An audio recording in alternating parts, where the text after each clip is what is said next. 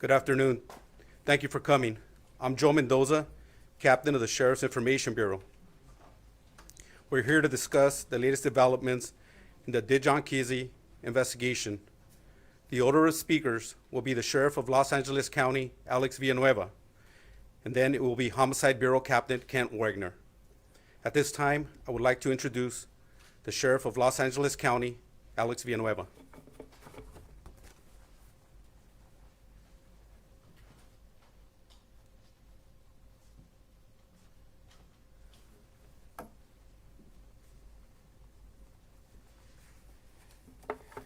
Good afternoon, everyone. First and foremost, I want to give you a quick update on the ambush case out of Compton. The investigation is progressing. It's progressing well. The investigators are following numerous and substantial leads, and we have not yet identified the involved suspects, and no arrests have been made for the shooting. Investigators are trying to locate an individual, and if you see towards the top of your screen there, let's go on to the next slide. That individual who was standing in the walkway when the shooter ran by, that person is a witness.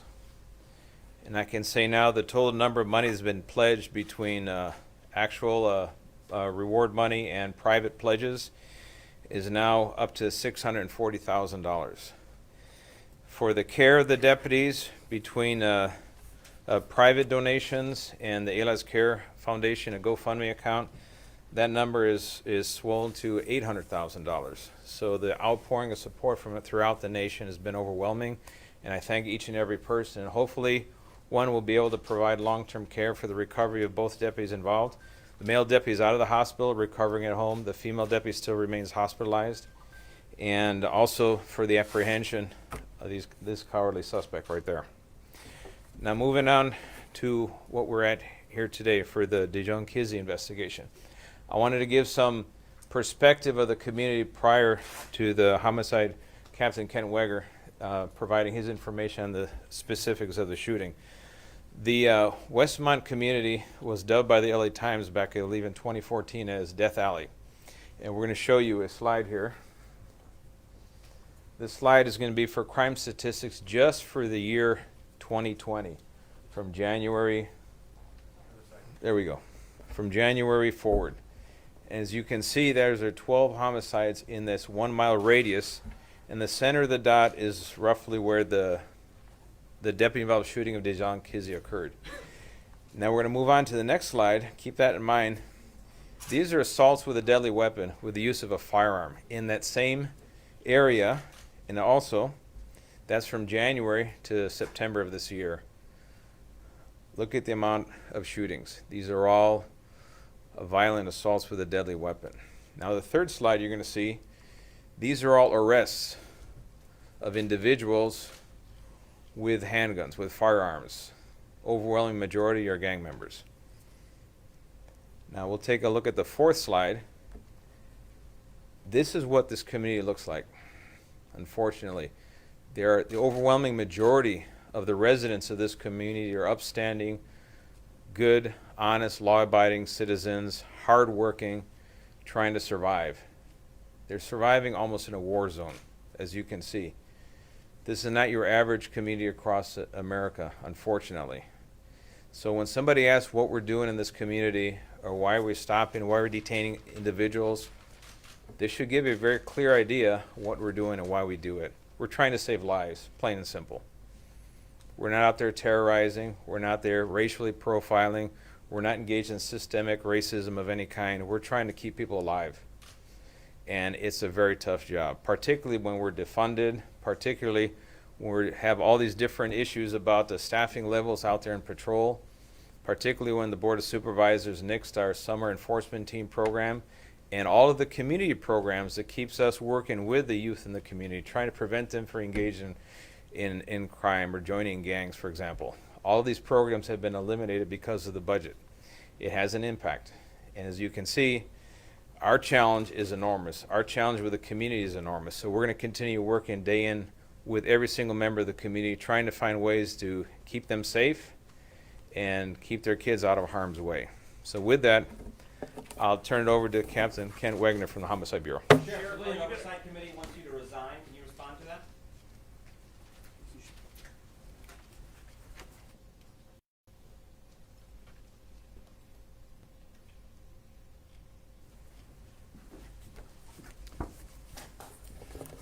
Thank you, Sheriff. My name is Kent Wagner. I'm the captain of Sheriff's Homicide Bureau. I'm here to provide details and show videos related to the deputy-involved shooting of Dijon Kizzee on August 31st, 2020. Because of this investigation is in its early stages, details may change as more information is gathered.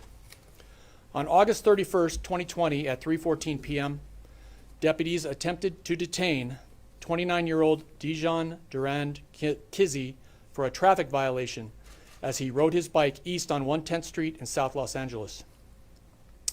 Kizzee refused to stop, fled on his bike until he fell, abandoned his bicycle, and ran from deputies north on Budlong Avenue.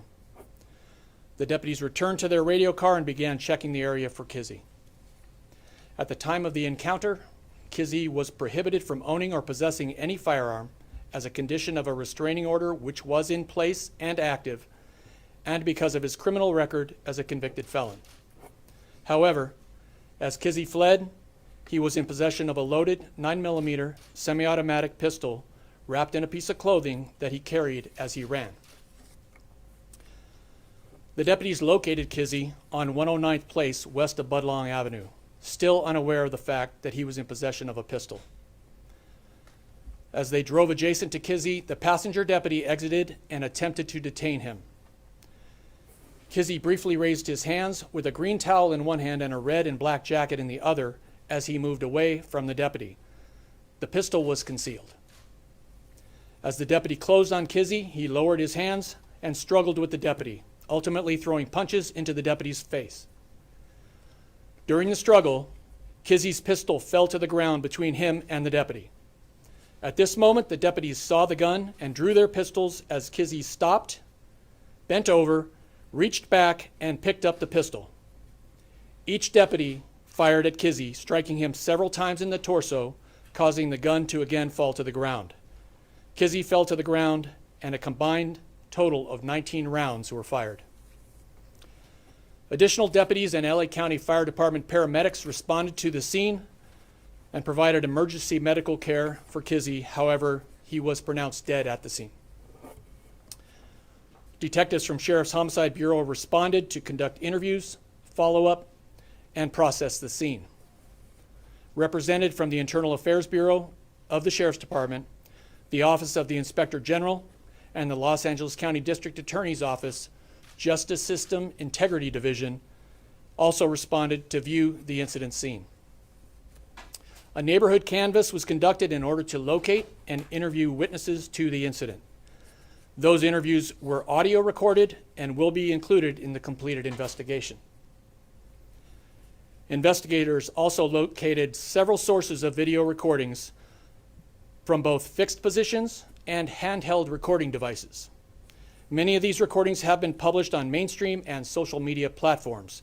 These videos will be processed by experts in order to obtain the best quality possible for analysis. The videos will ultimately be included in the completed investigation by Sheriff's Homicide and available for review by the other independent investigative agencies. The Federal Bureau of Investigation is in monitoring this investigation, and agents have met with investigators and reviewed the video evidence collected to this point. On Wednesday, September 2nd, 2020, a post-mortem examination was performed by the Los Angeles Department of Medical Examiner coroner. The autopsy report has not yet been completed or published. Dijon Kizzee died as a result of multiple gunshot wounds. He sustained several wounds to the chest, both arms, and one wound to the back, as well as a grazing wound to his head. The details of the trauma and toxicology reports will be contained in the completed coroner's report. The Ruger 9mm semi-automatic pistol recovered at the scene was loaded with 15 live rounds and is at the Los Angeles County Sheriff's Department Crime Lab for forensic testing. These tests will include visual inspection, functionality, serology, and fingerprints. We know that the pistol is a stolen gun from Las Vegas, Nevada. It was reported stolen during a residential burglary in February of 2017. As part of the investigation, the cellular telephone of Dijon Kizzee was forensically reviewed. Videos were discovered which show Kizzee in possession of that same pistol days before this shooting. We know that it's the same pistol because the video actually reveals the serial number on the firearm in Kizzee's pocket. Today, we will be showing some of the evidentiary videos and photos in order to provide some insight into the sequence of events as we currently know them. Keep in mind, as additional evidence is discovered, laboratory results are made available, and additional witnesses are interviewed, the facts of this case may change. The first video shows Dijon Kizzee riding his bicycle on the wrong side of the street and the involved deputies attempting to stop him. He then makes a U-turn in front of the deputies, drops his bike to the sidewalk, abandons it, and flees on foot. Notice that he has clothing in his hands as he flees.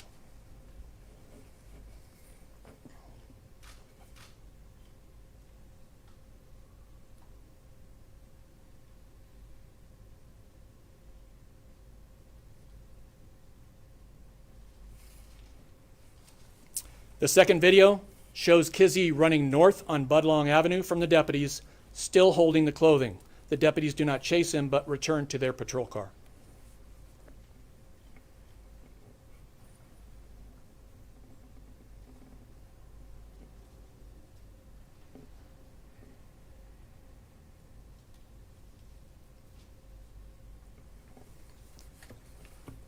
The next video shows the shooting itself. It is graphic in nature and may be difficult to watch.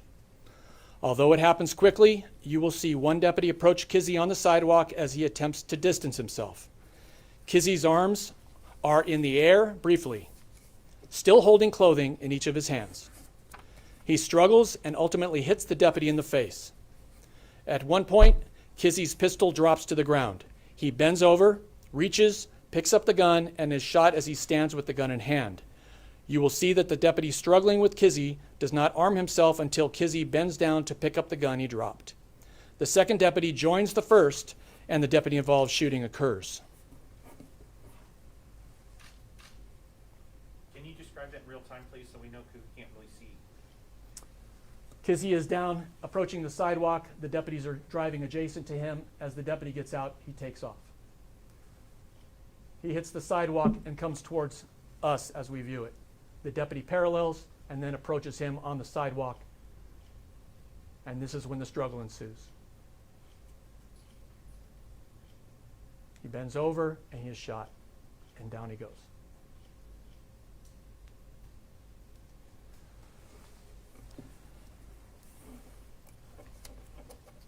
The next video shows the end of this incident in slower motion. Because it's an enlarged view, the quality is not optimal. It shows Kizzee bending and reaching to pick up the pistol and the resulting deputy-involved shooting. It'll take place in front of that truck. He stops, reaches back. We've frozen it there as he begins to bend over. He bends over, picks it up, and that's when the shooting occurs.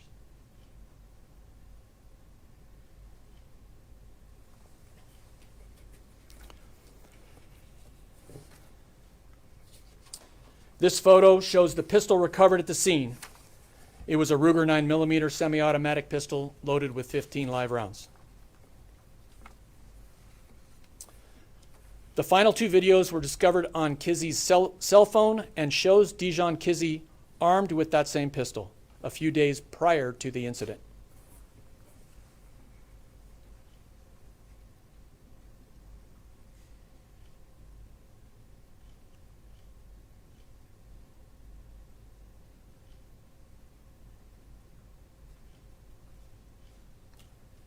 We are able to read that serial number. Was there any audio on that? There is. Can you tell us what he was saying? It's a rap song with a lot of F-bombs and N-word being thrown around, so we decided not to play the audio. But it's just a song itself. Yes.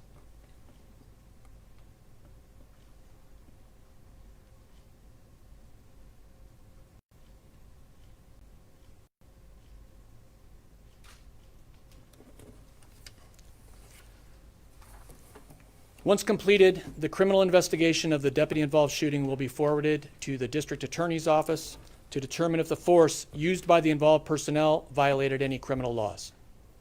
Once that is concluded, the LASD will evaluate the actions of the personnel within the application of policy, procedures, and tactics.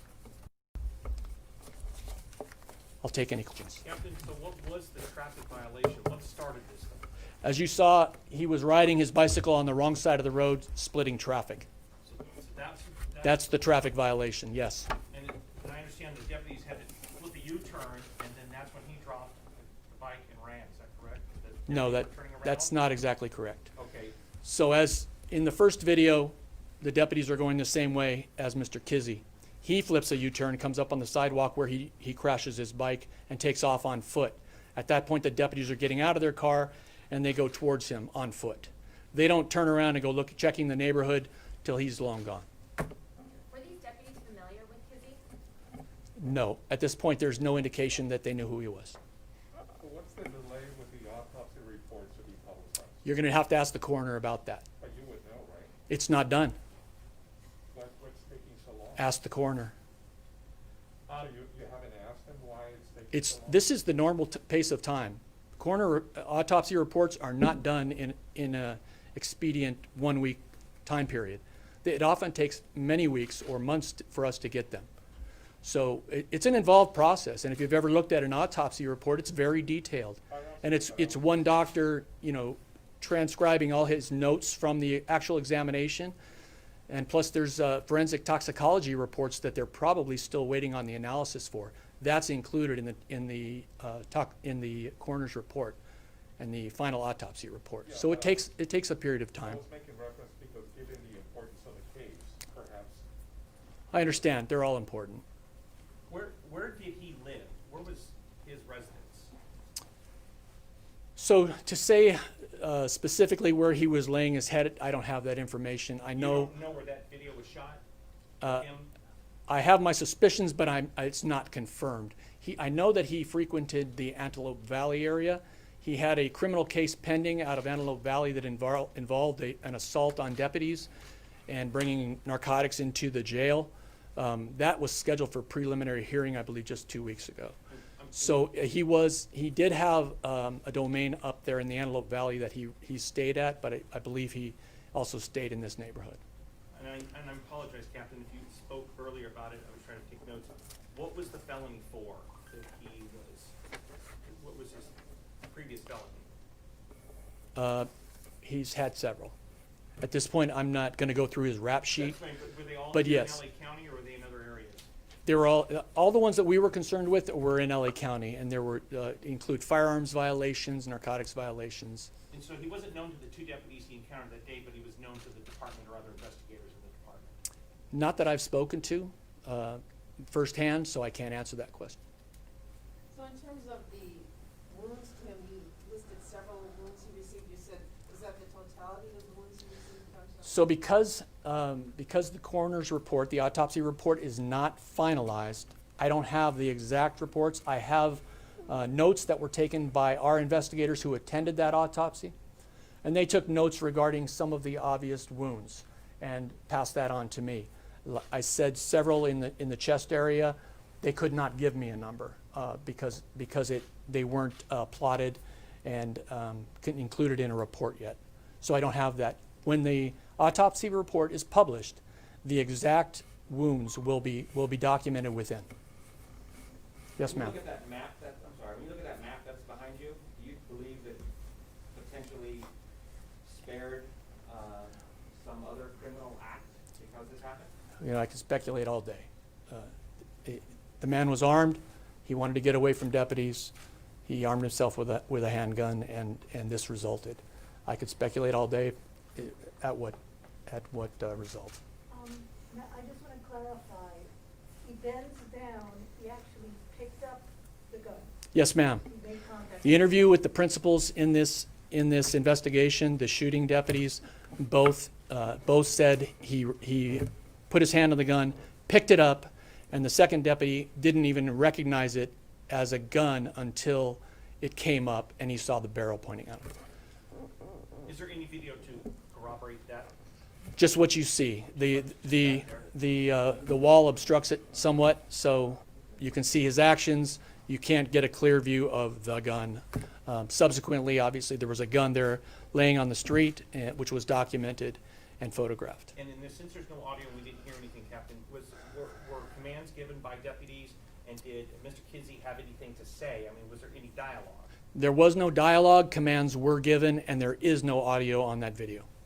What is the exact vehicle code, and what was the deputy's intention? Did they want to stop him to notify him, or actually ticket him, or what were they going to do? You know, I can't tell you the exact vehicle code. It's driving on the wrong side of the road.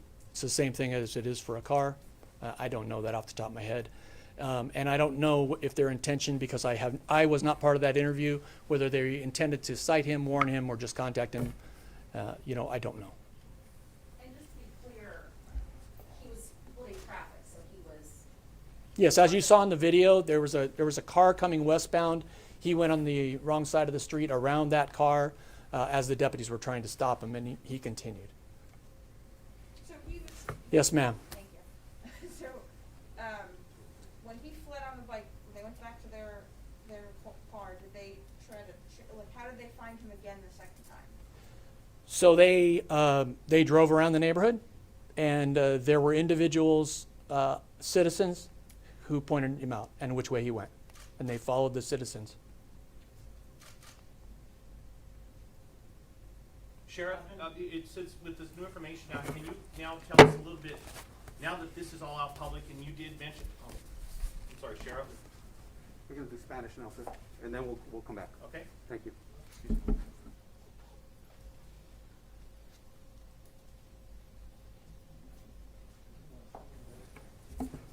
And thanks for your patience.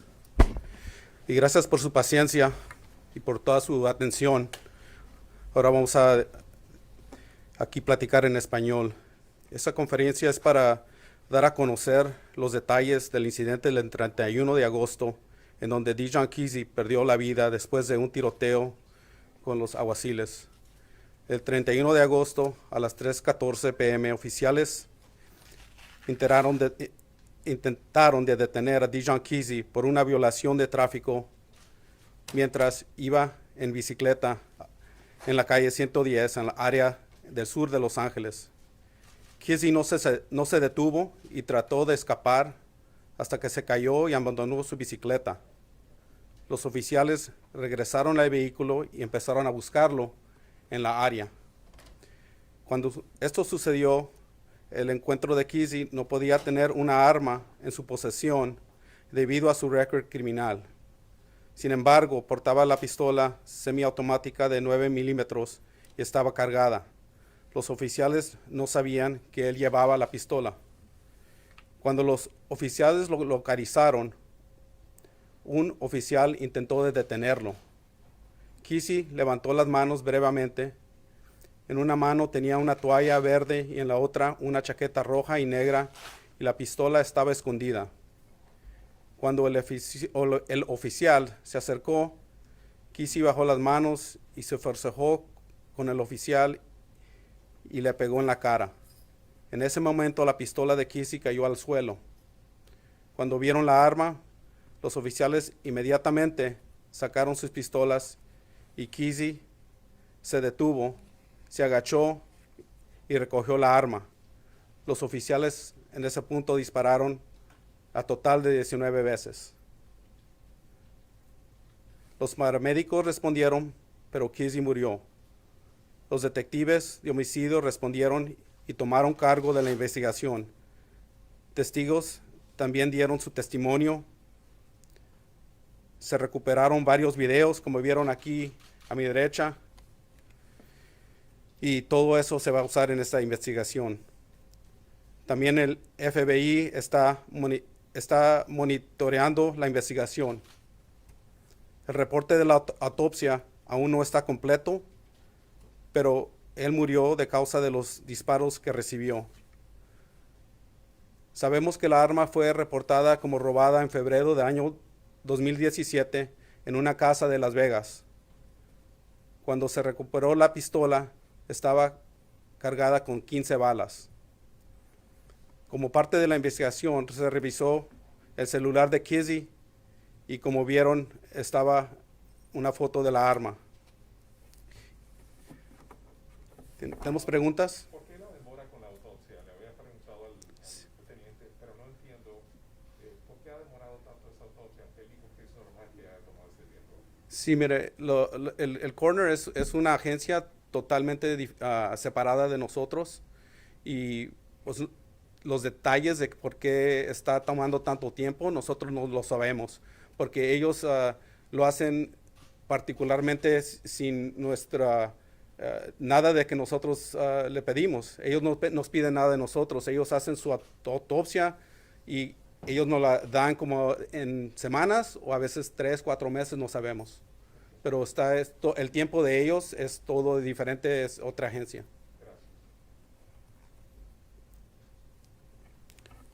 Okay, thank you.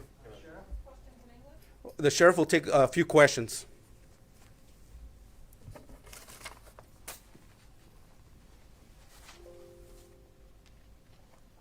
Sheriff, have either of these deputies been involved in shootings before?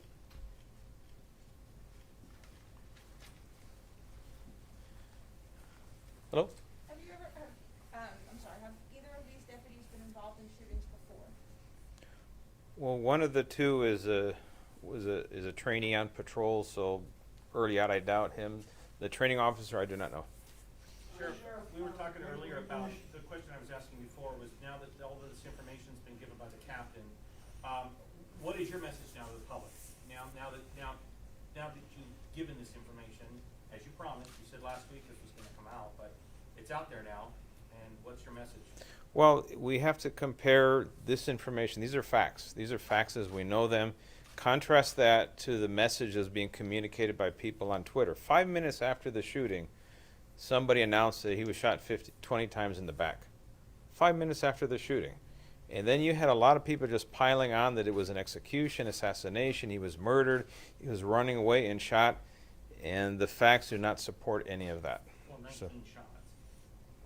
If you saw the amount of time it took to fire 19 shots, it was probably in a span of 2 or 3 seconds, the entire shooting.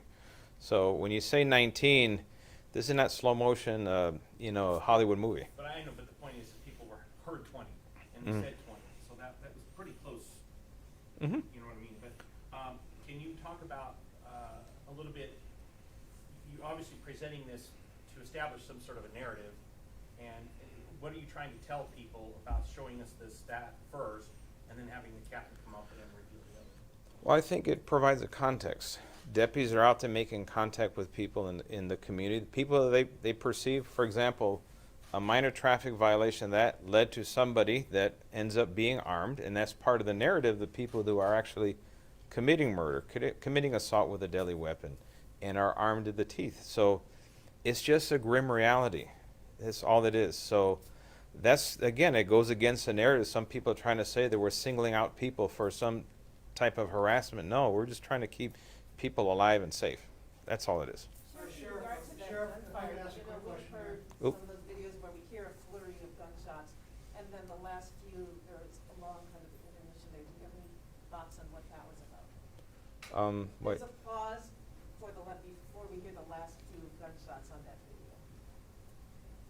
There was no. Yeah, Oh. yeah, she's talking about, it goes bang, bang, bang, bang, bang, and then there's a pause, and then bang, bang, as if there was if I may, Exactly. yeah, that after the shot That was fired, there's a. you'd have to sit down with the actual deputies involved and go frame by frame to get the exactly sequence of events. I couldn't answer that. Sure. But just recognize if you start to the finish, the total time of shots fired is probably 2 or 3 seconds. And remember, the brain is going to register information, then make a decision and react to it. So it's not instantaneous that you change your mind and do something different. There's always that lag time between what you see and then you register it in your brain and then you decide to do something else, and that comes out to an actual movement of the body. So they're not robots, they're human beings. So that just gives you a prime example of that.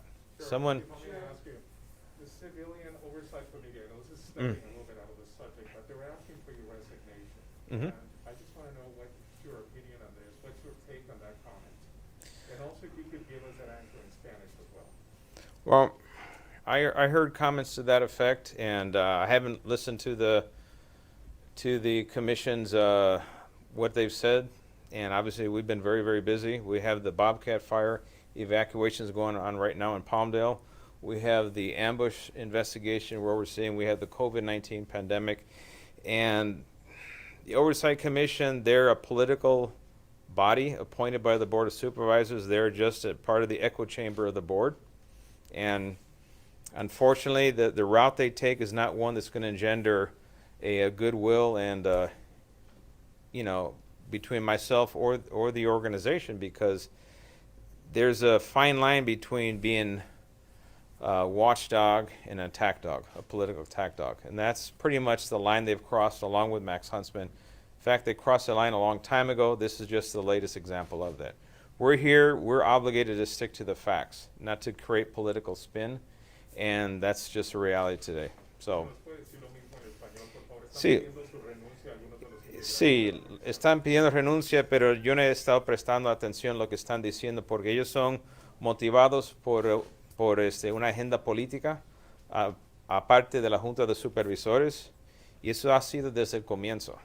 I'll give you a prime example. Where was the outrage of this Oversight Commission when we had an assistant sheriff, number 3 person on the department, driving around in a stolen vehicle?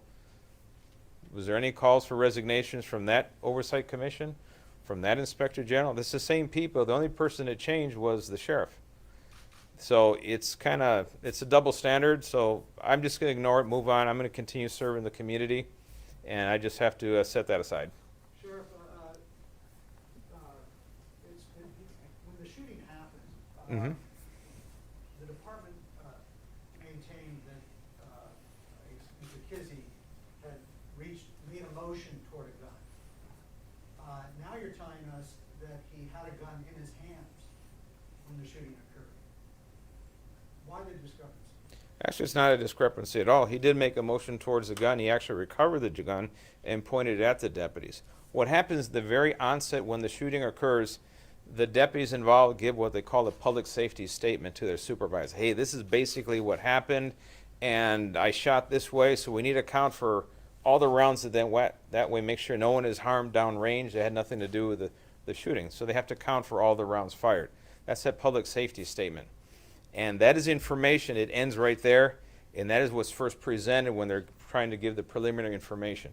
It's always subject to change, just like any investigation. And now when we sit down and interview the deputies in detail, we get to pick apart the entire thing, and we have a lot clearer picture. So now we have focused in clarity. We can see, okay, there was a lot more involved, and now people that thought that this was an execution, a murder, realizing, now there was 2 deputies doing a very difficult job, and they're very fortunate that they weren't on the receiving end of that weapon. Who told you that he made a motion toward the weapon, and who told you that he had the weapon in his hand? That was part of the preliminary statement that the deputies provided at the time. The information about everything he did is, I just learned this when I got the briefing on what happened. Because remember, this is a very recent event. I believe it's, 2 weeks old now, roughly? That's it. So this is a ton of information that you'll never get in the span of 2 weeks. So my bid to be transparent is to push out as much as we can, as early as we can. The only limitations are interviewing the involved deputies and information like that. That's why we don't release coroner's reports until we've done all the interviews, so we're not tainting the process. Yes, ma'am. Thank you, Sheriff. You mentioned that the vehicle stop led to this, and he was armed at the time. It sounds kind of like stop and frisk, the way that you're mentioning. No, not at all. Why not? No. Stop and frisk is definitely a violation of the Fourth Amendment, because you have to have a reasonable suspicion to detain someone. And that stop and frisk, for example, NYPD was caught doing that. They had no reasonable suspicion. Once you do a traffic violation, you automatically have a legal standing. You have reasonable suspicion to detain. And when the person flees, a normal person is going to stop, talk to the deputies, hey, my bad, and that's it. They may have a conversation. The deputy might say, hey, you know what? I need you to be on the right side with traffic, so people can expect you there. Otherwise, we have, unfortunately, a lot of times people on bike, and people coming out of driveways are looking in the wrong direction where the bike is, and that's how you end up with these crashes. So this is just plain safety. Last question, one more question. Given the seriousness of the crimes that you showed in that area, what do you say to people that wonder, I mean, why stop someone on a bike for something as minor as you mentioned? Well, I would ask people, how on earth do you expect us, all those arrests are made with people with guns? They were made lawfully, they were made based on reasonable suspicion to detain, and then they formed probable cause to make the arrest, and they recovered firearms. This is a very dangerous community, unfortunately, and my heart goes out to everyone who lives there and have lived there a long time. It's tough. It's not easy. So we have to be as judicious as possible, and if something looks like it's out of place or wrong, that's what elevates people's curiosity, deputies' curiosity. They're trained to be proactive in the right way. They don't racial profile, but they will criminally profile. If it looks like something that's out of place, something is wrong. And for example, a guy wrapping his hand in a towel, yeah, he was hiding a gun in it. So that's a dangerous part of police work, because we're the ones sticking our neck out to figure out what's going on. Was there a description on the witness you were looking for on the other incident? Because you showed the picture. Did you get any detail on who you're looking for on the witness? No, we don't have a description. That's all we have is that video. So we know that person is there and saw the suspect run right by. So we really want that person to come forward and let us know. So you have a cleaner shot of that, or is that the only shot you have of that witness? That's the best shot we have of the witness And that I'm aware of. Even if you try to zoom in or whatever, you don't have enough detail, right? Yeah, if you zoom in, it's going to get all fuzzy, unfortunately. Any ethnicity, gender, anything? No, No? that's as best as we got. I want to thank everyone. Yes, sir. Okay. Thank you very much.